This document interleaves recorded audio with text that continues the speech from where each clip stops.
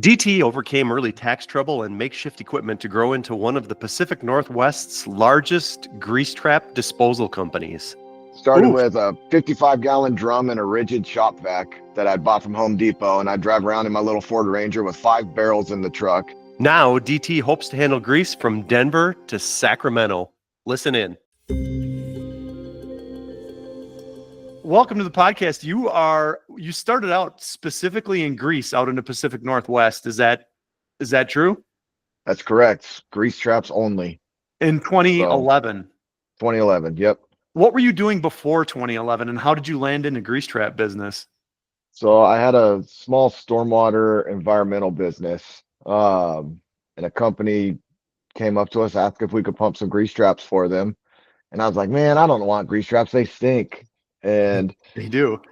since I was the youngest partner in that stormwater business, I kind of got, you get to do the grease traps. And so I was like, all right, fine, whatever. And then I ended up falling in love with it. So stormwater was a lot of engineers, suit and tie, more typed people. And then grease traps was chefs and restaurant owners.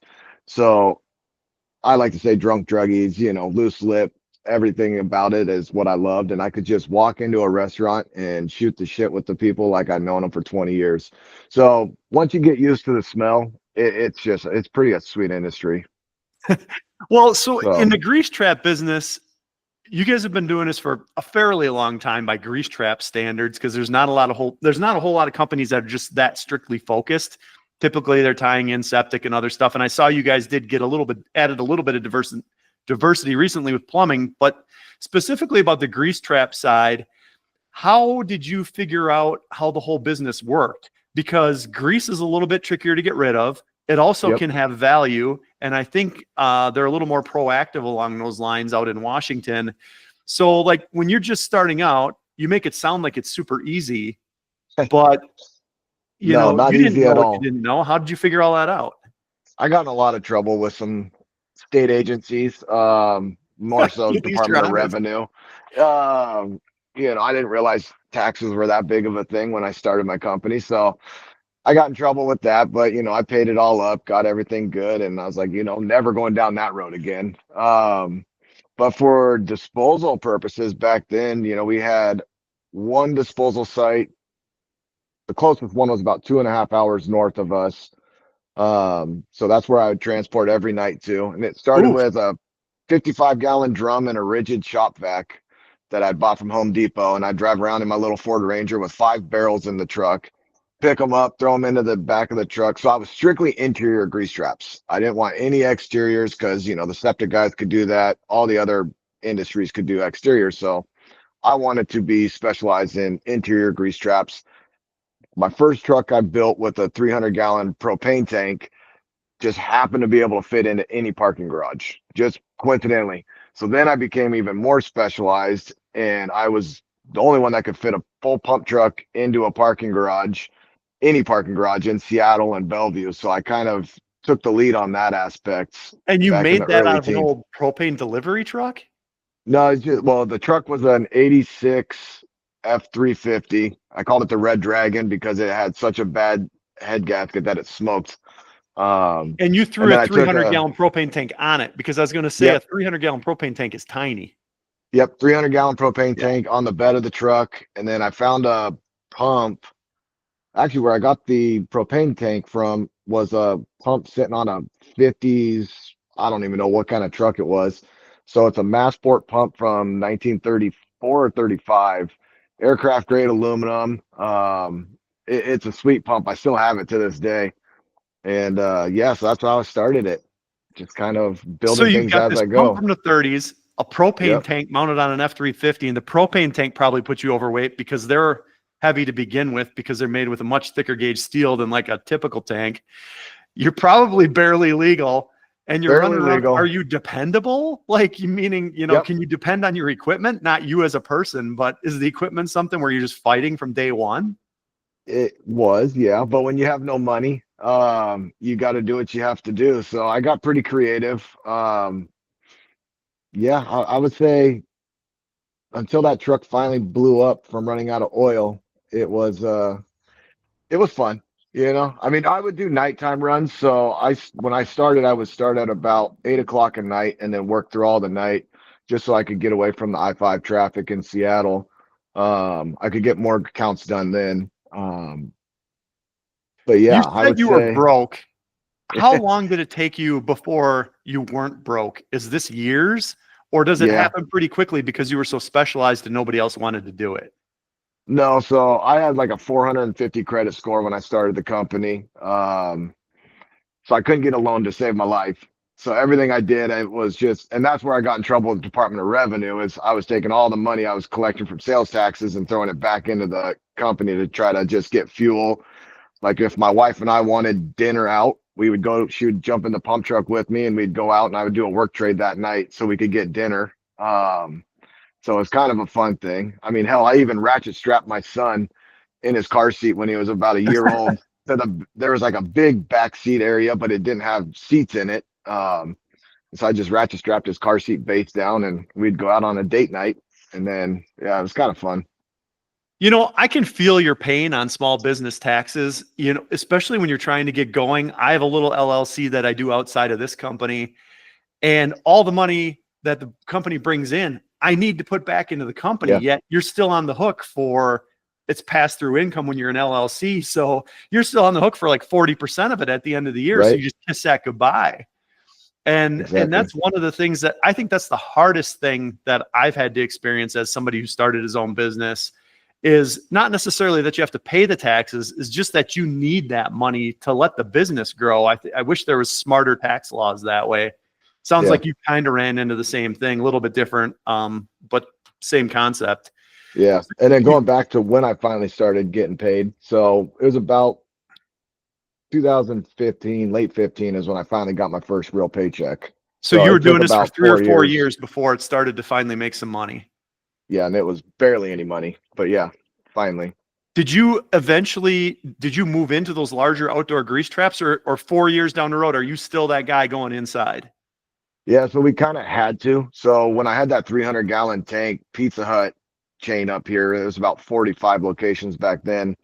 They gave me an opportunity, which was eye-opening for me. It was really, this is not the life I want to live, is corporate um, restaurant chains. They just want nickel and dime you. So that almost bankrupted me my second year in. Oh, But so so I that was was a doing, negative experience. I thought you were going yeah, to it was paint the very positive negative. experience here. So I had that 300-gallon truck, and it's hard if we could pull up a map of the state, but Centralia is about an hour south of my office now, and then Bellingham is about 3 hours north of me. So that was my range for just Pizza Hut. And I had one dump site that I could do, well, maybe two. There was one up north that was about an hour from and it was a 4,000-gallon exterior grease trap that I was doing with a 300-gallon truck. So that was an all-night run. I would pump 300 gallons, haul ass down to the dump, turn and burn. That one sucked for 18 cents a gallon back then. So there was Well, no no money in wonder you're that. losing money. I mean, just Yeah. time and fuel. You're And running then 2 hours to dump. How did you determine your pricing? Did you come in thinking, well, I'm just going to undercut everybody, or did you figure out quickly that there needs to be a better pricing strategy? so yeah, a little bit of undercut.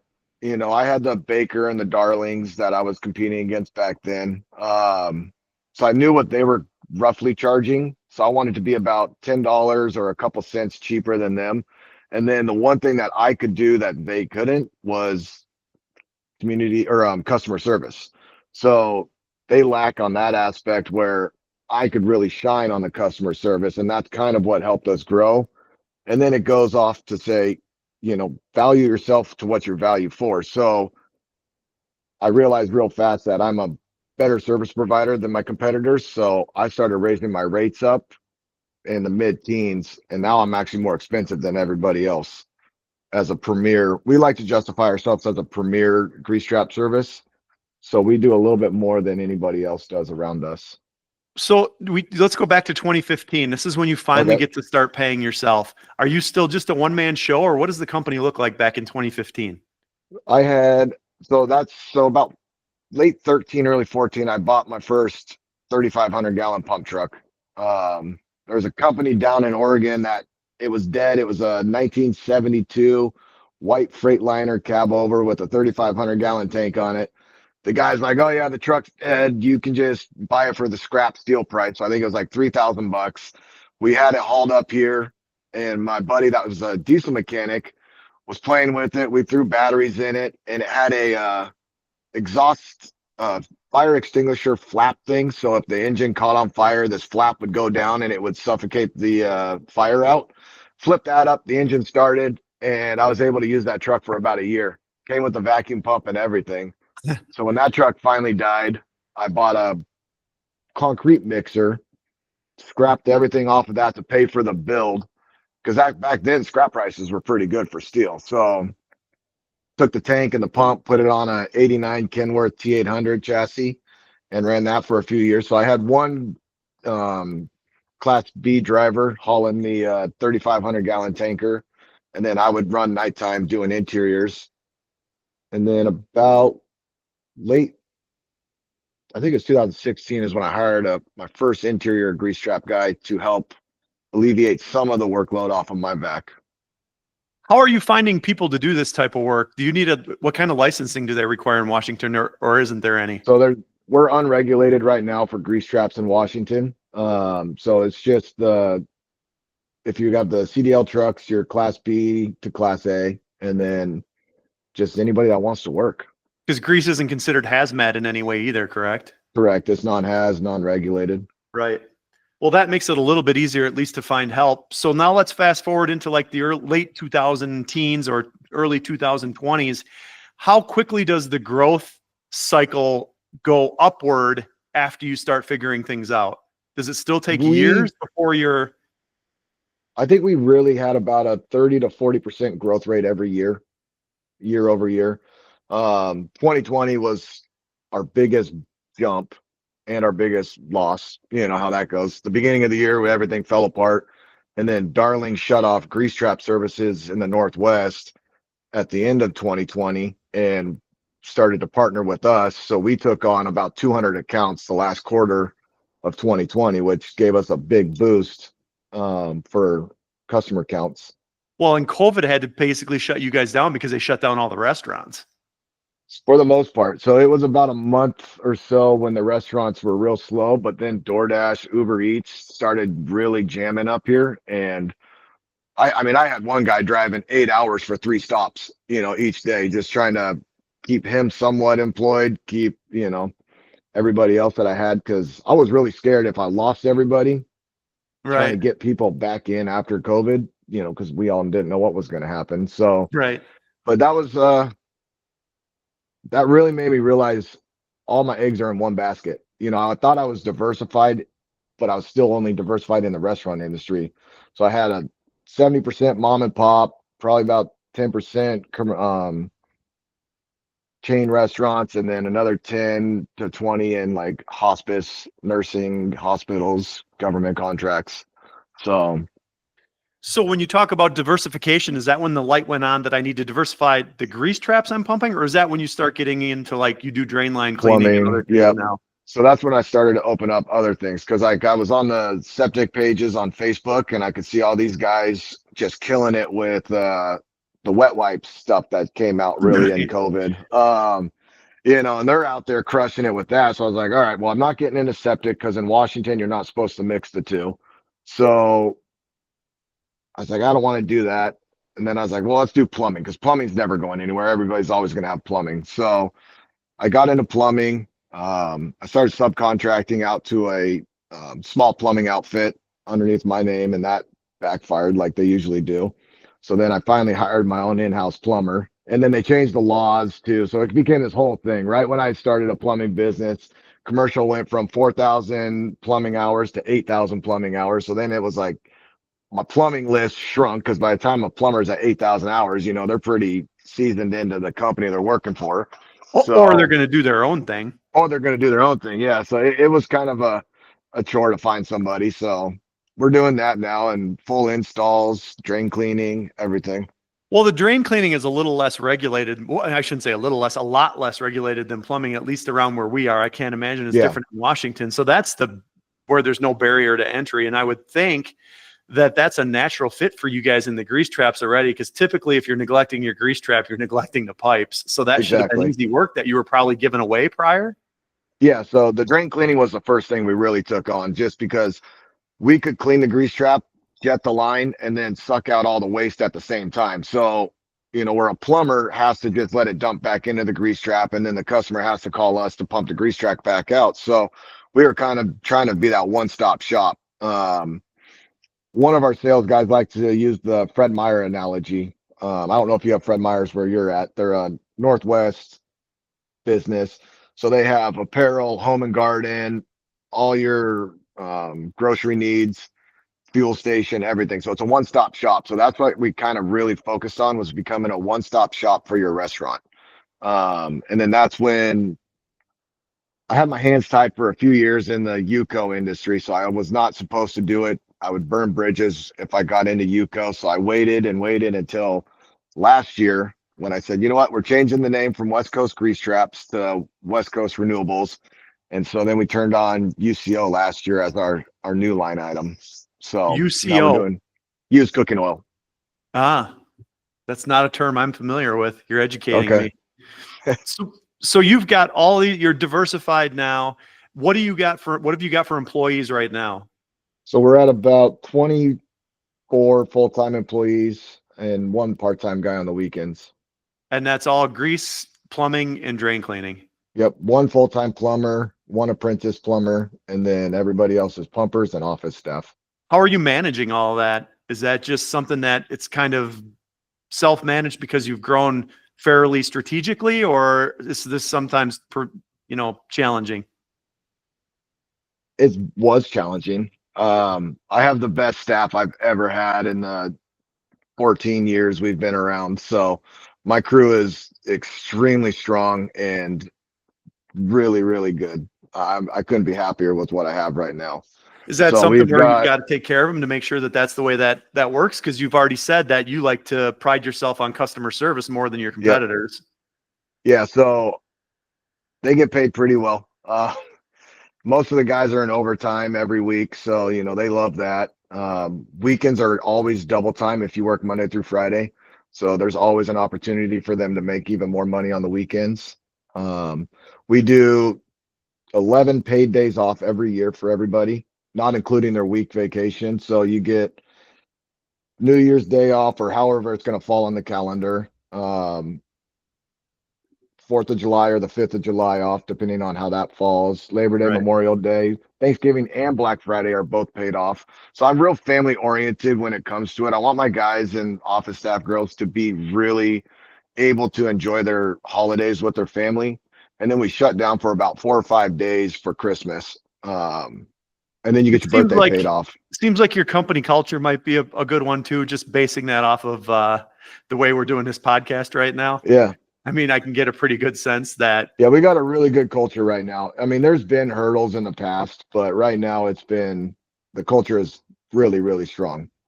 Well, let's talk about those hurdles. I mean, you've talked about everything from tax problems to, old equipment.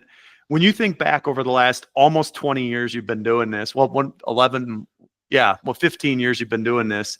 Like, what was the biggest hurdle? What was the biggest obstacle when you think back?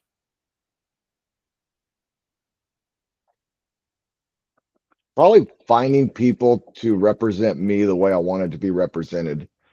That's probably the hardest thing I've ever had to overcome. Because nobody can be me. That's something I had to really, when I started this, I never wanted it to be an owner operator. I didn't want to be out in a pump truck till I'm 60 pumping grease traps. So I really wanted to figure out how to build a company, but allow my employees to be free enough to express how they want to express themselves, but yet still represent me on how I expect. So, yeah, I mean, in 16, my first full-time employee was probably my best decision. He was an older guy. He was a bar manager for the longest time. And so he could, how barkeepers are. I mean, they could just walk in. So it was really nice having him come in and just be able to really build a continued relationship with the customer. And that was something great for me. And then Matt, He's now my operations manager. He started for me in 17 um, as a pump truck driver. He got promoted to dispatcher, and now he's operations manager. So, and he was a hell of a pumper back then too. So it was really great seeing these guys grow. But yeah, I would say probably just that aspect of representing me the best is the hardest struggle. Yeah, I can feel your pain on that. And sometimes it's hard to realize that not everyone can be you, whether Yeah, it's work ethic or personality or whatever. And sometimes it's really hard to just let someone be themselves as long as they're still representing you properly. And I think that's kind yeah. of what you're trying to say there. I guess other hurdles would be financing. That was tough because like I said, I started with a 420 credit score, 450, and it took me a while to build my credit up. And I think it was 2018. I applied for a credit card, got it, and I was like, oh, that's cool. Kept applying, and next thing you know, I got about 11 or 12 credit cards. Flew down to Florida to National Truck Center, threw 11 credit cards down on the table, and bought my first pump truck, like real done pump truck by a company. And yeah, that was a wild experience. So that was funny. What do you guys do for marketing? Is it typically mostly word of mouth, or because you're in first of all, you have a huge service area, which I think that has to be complex in itself, but are you relying on Google? Are you doing what are you doing for marketing? In the beginning, it was word of mouth and just door to door. So prior to COVID, we would probably hit 50 to 80 restaurants a day and just walk in, you know, get told to piss off almost out of every restaurant. And then one or two would stick. And then the customer would call back about, a couple months later saying, oh, I need you guys now. Regulations have helped us a lot over the last 12 years, probably. So they were starting in early teens, probably about 2011 to 13 is when all the regulations started really coming in full force over here. But yeah, it was hard to try to market this business. It was how do we? Because we got to find the restaurant tours, the chefs. So building the relationships with the chef was probably the biggest marketing thing we could do, because chefs will move restaurant to restaurant throughout their careers, and if you're a good grease trap provider, a lot of them will take you with them just because they don't have to worry about the grease trap overflowing. One less thing the chef has to deal with. So Huh. if the chef's actually running the kitchen, that's one of the best things we could do. And then the restaurant, I did a program where it was neighborhood special. So like even Seattle's broken up into multiple neighborhoods. So one neighborhood, Ballard, we would say, all right, if you help me get your neighbors, I'll do your grease trap for free for X amount of months, or for how many grease traps you get me. So that would help build us around that neighborhood, because I wanted to be dense in every area Just I a put a truck. referral program, Yeah, basically. referral program was probably the best thing. And then I'd say late teens is when I built my website and got on Google. So I wasn't even on, yeah, I don't know if I had an online presence till the late teens. So it was And mostly now word is of that mouth. your probably your number one source, or are you still word of mouth referral? Word of mouth. But yeah, I would say word of mouth is still our best. We got a pretty good presence on social media now. We've got all the social media platforms and YouTube that we started this year. So I think that's really helping us expand into what is it, analytics on Google. So yeah, I think SEO now is helping, but it's still a tough industry.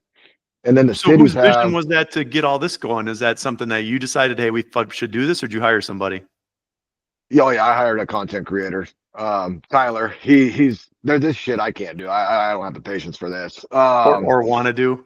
Or want to do, yeah, or time. So, but I got a slight complex where I see something I like and I have an issue with finding companies that can do a decent job at it. So I just say, screw it, I'll do it myself. That's why I started a plumbing business. Is every restaurant would get a new grease trap put in interior, and they're stamped on these new plastic or polypropylene ones, inlet, outlet, and the plumbers would still put the things in backwards. And I'm like, okay, well, this has got to get resolved. So that's partly why I started the business, is because I was getting sick of, like, I mean, it's as simple as looking and using your head. And it was so fighting with that was kind of crazy. So that's why we ended up doing the plumbing for the most part. But yeah, so like I can't find good embroidery companies. So I ended up buying my own embroidery machine. Same with graphics. It's so expensive to graphic our trucks, put the wraps on and everything. I bought Right. Tyler's starting to do that. Not that he's probably happy to do it, but so we're doing all of our own wraps now and graphics on our trucks because, to save money and just trying to find somebody good to do it is tough. Where do you see this business like 10 years from now? Well, that's part of my complex. So when I started in 2011, I did West Coast instead of Northwest because I had thought within 5 years I could be in the entire West Coast. Um, Come to find out that's extremely challenging. So, but right now we turned on Oregon and Idaho and back onto Eastern Washington. So now our region is pretty big. So we're going to be taking on the entire Northwest by the end of this year, and then probably dive down into California, maybe to the Bay Area, but Sacramento for sure. Doesn't And that then, require you to have more like you're not driving out of a central location? Are you creating hubs where you're keeping trucks well, and yeah, we're employees? gonna. So like right now, everything's based out of our Sumner location. So our east. So we just signed up the Safeways grocery store chain. So we're driving all the way to Eastern Washington to get that done, and that's a pretty good drive. That's a day and a half route because we got to deal with regulations for DOT. But once we start picking up towards Spokane and Post Falls, Idaho, we'll probably look at getting a storage yard over there. We got a couple early teen 4,000-gallon pump trucks that we'll probably just park over there that are all paid off, so we don't have to deal with that. And then we Run got, them back and forth. yeah, we have like a little Ford Focus that we can use as our shuttle car to get the guys there and back. You just said something interesting. You picked up the Safeway contract, and earlier you talked about how Pizza Hut almost did you in. Yep. What did you learn from the Pizza Hut misstep to be able to sign these bigger contracts now? Don't let them push me around. That was the hardest thing. So the corporate guys want to get the best price, and they're going off a national price structure. So the Northwest right now is the most expensive in the country just because, well, we're traveling 9 hours round trip to dump our grease. So we have to offset that cost by raising our prices to be, affordable to be able to dump. So we found out that with our customer service and our ability to actually clean grease traps properly and reliably, these companies, they might not like our price in the beginning, but they get so fed up with the other guys not showing up or not doing a good job. The fog inspectors, fats, oils, and grease inspectors, citing them for not getting grease traps in compliance. So they usually will always come right back to us. And then we have the upper hand to negotiate our pricing where we feel comfortable at. Clearly a large corporation is going to get a better price than a mom and pop just because of the volume game. But yeah, so Pizza Hut back then told me what price I was going to be at. And I said, sure. And that's how I really learned I screwed up. So, and that's value yourself, don't undercut yourself just trying to get a sale because, well, that one almost crippled me. And if I wouldn't have said, you know what, enough's enough with Pizza Hut and walked away, I probably wouldn't be here because of that account. So like we signed up all the Wendy's locations and everything, and that was a big negotiation back and forth for that one. It took a few months to get that signed. And now we've had them for 5-6 years, and we're both happy. And that would help when you try to move down, into the southern, Yep. Because you've already got these established relationships then with chains. I would think that would be helpful. Are you And building that's this where business? diversifying is Go ahead. key for us. So after Pizza Hut, I didn't want any chains. So I wanted mom and pops only because I could relate with them better. And then they didn't survive COVID as well as the chains did. So that's when I was Right. like, shoot, I really need to go back to the chains, the hospice community, because that's not going anywhere during an epidemic. So that's when we really started turning our focus not away from the mom and pops, because I don't ever want to lose that. I always try to treat a mom and pop as I would a 100 chain location. Everybody's equal across the board. Nobody gets priority. Even our Amazon account, they don't get priority over anybody, and they're one of our largest accounts. So We talked about like where you see this business and down the road. Are you building the business for acquisition or succession, or what's your plan there? Succession. I wanted to build a legacy. I don't have any intentions on selling. I want to build this. I will build this into the largest grease trap UCO company west of the Rockies. So that's about as far east as I want to go as Denver, and then everything from there to here. Learn more about DT and West Coast Renewables at wcrenewables.com. Please be sure to like and subscribe to keep more of this great content coming.